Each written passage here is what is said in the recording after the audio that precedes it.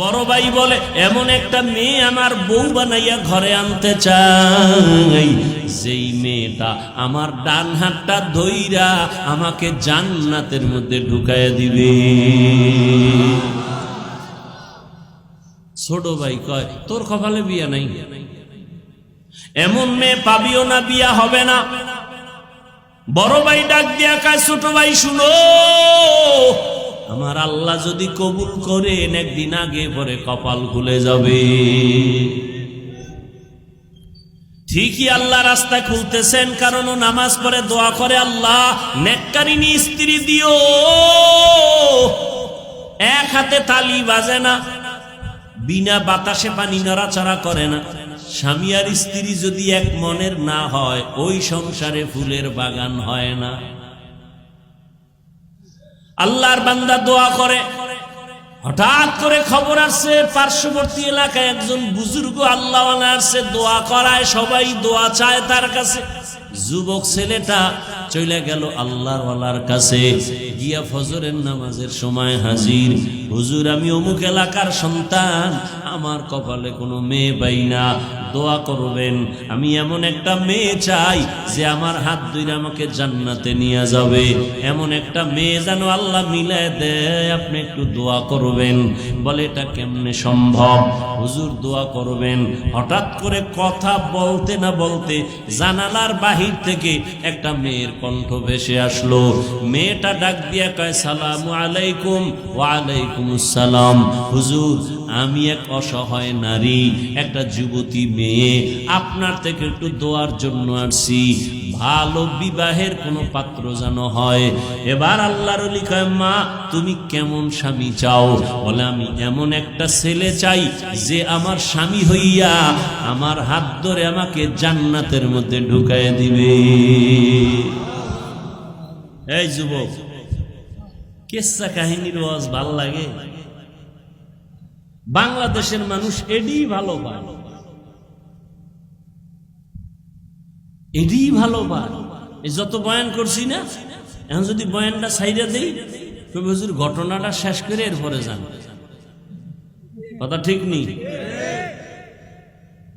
আমি এক বয়ানে বলছিলাম কোরআন শরীফ হলো পৃথিবীর কিসসা কাহিনীর বড় কিতাবের নাম কোরআন। ওগুলো বুঝাবার সময় আমার হাতে নাই।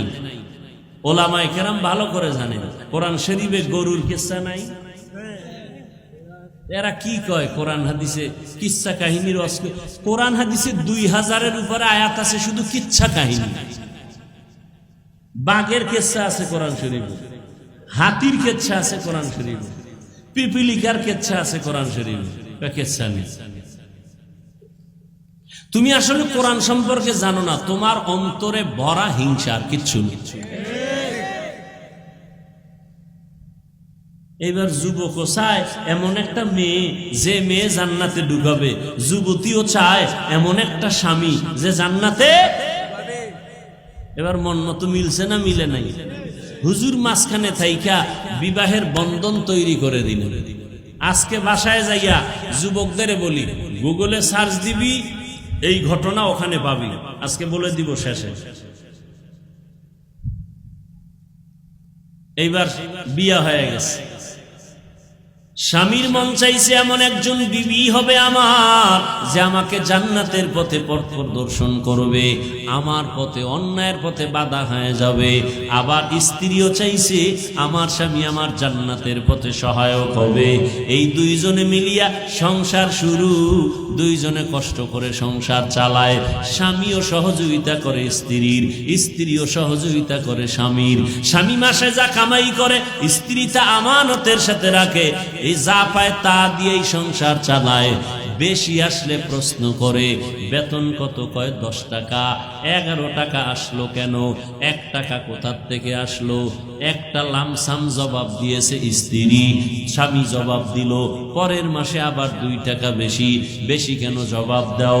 এইভাবে প্রত্যেকটা আম্মা জানেরা স্বামীকে যদি মাসে মাসে দইরা কয় 20,000 টাকা বেতন, 21,000 আসলো কেন?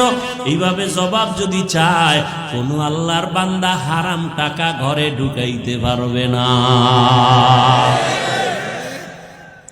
আম্মা জানেরা চাইবো, আম্মা জানারও খুশি, আরো দাও কি। আর আম্মা জান চাইবে না কেন?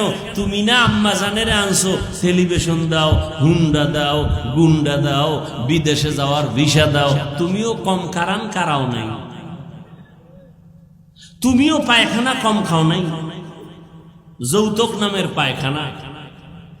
এদের মতো ইতর পৃথিবীতে আর কেউ যৌতুক এই এলাকায় নাই। আল্লাহ হেদায়েত দান করুন। যারা যৌতুক নেয় এরা জালেম। কি বলেন? জুলুমের বিচার মরার আগে না পরে? লিখে রাখেন। যৌতুক যারা দেয় তারাও জালেম, যৌতুক যারা নেয় তারাও জালেম। যৌতুক আল্লাহর আইনও হারাম, দুনিয়ার আইনও হারাম, অবৈধ। ও যুবক, তোমার হাত আছে, কামাই করে নিজে খাও, বউরে খাওয়াও, আপনজন রে খাওয়াও। তুমি শ্বশুর বাড়ির থেকে ভিক্ষা করে আনবা কেন? তুমি একটা প্রতিজ্ঞাবদ্ধ হও, কয় হুজুর আমি হইলে কি হইব, আব্বাই তো মান্নত কইরা লাইছে, ওনটা আনবেই। এই জন্য কোরআন শরীফের ৬৭ নম্বর আয়াত সূরা আহজাবে আছে, প্রত্যেকটা সন্তান মা বাবার বিরুদ্ধে আল্লাহর আদালতে মামলা দিবে। কোরআন শরীফে আছে।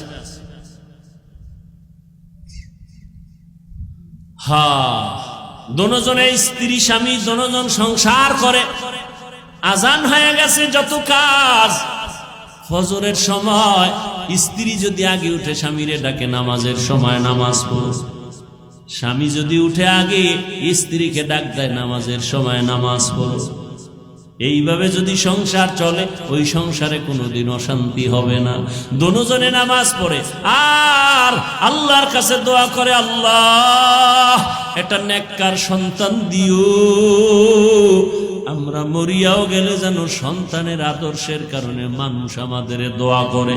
আমরা এমন স্বামী আর স্ত্রী, আমি জীবনভর দোয়া করছি নেককার স্ত্রী চাই, স্ত্রী দোয়া করছে নেককার স্বামীর জন্য। ও আল্লাহ, তুমি আমাদের মিলায় দিছো, এখন একটা সন্তান চাই নেককার। দুইজনে কান্না কইরা দোয়া করছে, আল্লাহ এমন একটা সন্তান তাকে দান করছেন, যেই সন্তান আদর্শ নিয়ে বড় হইয়া জালেমদের হাত থেকে প্রথম কিবলা বাইতুল মুকাদ্দাসটাকে হস্তগত করে নিল, স্বাধীন করলো। এই একটা ছেলেই যথেষ্ট। গুগলে গিয়ে আজকে নাম দেখা ইতিহাস পড়, ওই ভাগ্যবান সন্তানের নাম হলো সৈয়দ সালাউদ্দিন আইয়ুবী রহমাতুল্লাহ আলাইহি। সালাউদ্দিন আইয়ুবীর নাম শুনছো? সালাহুদ্দিন, দ্বীনের পরিশুদ্ধকারী, ধর্মের পরিশুদ্ধকারী, বাইতুল মুকাদ্দাসকে স্বাধীন করেছে সালাউদ্দিন আইয়ুবী। গুগলে নাম দিয়া সার্চ দিয়া ইতিহাস পড়, সব লেখা আছে। বলছি না, মোবাইল থেকে ভালো দিকটাও নেওয়া যায়, তুমি খারাপ দিকে যাও কেন? লাভ কি? রাত শেষ, কি দেখছো কি বলছো সব শেষ, চরিত্র কিছুই নাই। সালাউদ্দিন আইয়ুবীর মতো সন্তান কার পেটে আসছে এবার বুঝো তো। এরকম মায়ের পেটে আনোয়ার শাহ, খাজা মঈনুদ্দিন চিশতি, এরকম আদর্শ সন্তান আসবে সালাউদ্দিন আইয়ুবী। ও আল্লাহর বান্দারা, 800 বছর পর্যন্ত মুসলমানেরা স্পেন জমিনটাকে শাসন করেছে। তারেক বিন জিয়াদের মাধ্যমে হাতে নিল স্পেন জমিন। 800 বছর শাসন করেছে মুসলমান। আজকে সে স্পেনের খবর নাও, আজান মাইকে চলে না। ও যুবক বাবারা, মনটাকে বুঝাও, বালিশে মাথা লাগাইয়া যখন ঘুমাও, মনেরে প্রশ্ন করিও, এই ঘুমটা তো জীবনের শেষ ঘুমও হইতে পারে। অনেকে ঘুমের ঘরেও তো মরে যায়। তুমি যদি মরো, আল্লাহর কাছে কি জবাব দিবা? কবরে গিয়া কি বলবা? ও আল্লাহর বান্দারা, আমরা যা বলি আমার মাওলার কোরআন থেকে, নবীর হাদিস থেকে, একটু জবাব দাও যুবক বাবারা। আল্লাহর কোরআন সত্য না মিথ্যা? কত পার্সেন্ট সত্য বলো? ওই কোরআন শরীফের মধ্যে জান্নাতের বয়ান আসেনি? সত্যটা বলিও। ওই কোরআনে জাহান্নামের বয়ান আসেনি? এগুলো মিথ্যা, সব সত্য। জাহান্নামে কে যাবে, জান্নাতে কারা যাবে তাও আল্লাহ বলছেন। ইন্নাল আবরারা লাফি নাঈম ওয়া ইন্নাল ফুজ্জারা লাফি জাহিম। নেক আমলওয়ালারা জান্নাতের পথিক, গুনাহগার যারা তারা জাহান্নামের পথিক। জান্নাতটা কেমন আরামের ঘর আল্লাহ তাও কোরআনে বয়ান করেছেন। এমন জান্নাত আল্লাহ নেক আমলওয়ালাকে দিবেন, যেই জান্নাতে কোনোদিন কেউ যুবক হইয়া ঢুকবে, কোনোদিন বুড়া হবে না। জান্নাতীদের গালে কোনোদিন দাড়ি আসবে না, কোনোদিন বাথরুমের ব্যাগ হবে না। শান্তি আর শান্তি আর শান্তি, নেক আমলওয়ালারা জান্নাত পাবে। ও যুবক বাবারা বলো, তোমার মতো যুবক স্কুল কলেজে পড়ে 5 বেলার নামাজি আছে না নাই? তুমি নিজের প্রশ্ন করো, তুমি কেন পারো না? তোমার কপাল কেন এত খারাপ? তোমার মতো যুবক আজকে র্যাব, আর্মি, পুলিশ, বিডিআর এর চাকরি করে, নামাজি অভাব নাই। যুবক চাকরির মধ্যে মাছ ধরে, নামাজ ছাড়ে না, তুমি কেন পারবা না? তোমার মতো যুবক আজকে তাকায় দেখো, রাস্তায় গাড়ি চালায়, নামাজের সময় নামাজ পড়ে বাদ দেয় না। বলো তুমি কেন নামাজটা পড়তে পারো না? তোমার মতো যুবক সন্তান জমিনে চাষাবাদ করে, আজান হলে গামছা বিছায় রাস্তায় নামাজ পড়ে ছাড়ে না, তুমি কেন নামাজ পড়তে পারো না? ও যুবক বাবা, তোমার মতো সন্তান স্কুল কলেজে পড়িয়াও মা বাবার খেদমত করে, দাড়িওয়ালা নামাজি অভাব নাই। ঢাকা বিশ্ববিদ্যালয়ে যাও, জাহাঙ্গীরনগর বিশ্ববিদ্যালয়ে গিয়া দেখো কত ছাত্র আছে লেখাপড়া করে, মাথায় পাগড়ি লাগানো, লম্বা দাড়ি, নামাজি নাই।